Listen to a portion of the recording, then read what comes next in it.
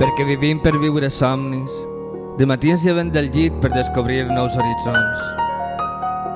Amb un somrís em posem les sabates, obrint la porta de casa, llegim al carrer, amb l'ànim d'inventar nous camins.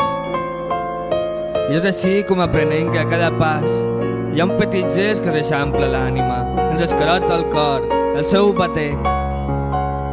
I aquest gest és el que ens empenya a avançar, a donar un altre pas, a dibuixar camins pels camins dels somnis.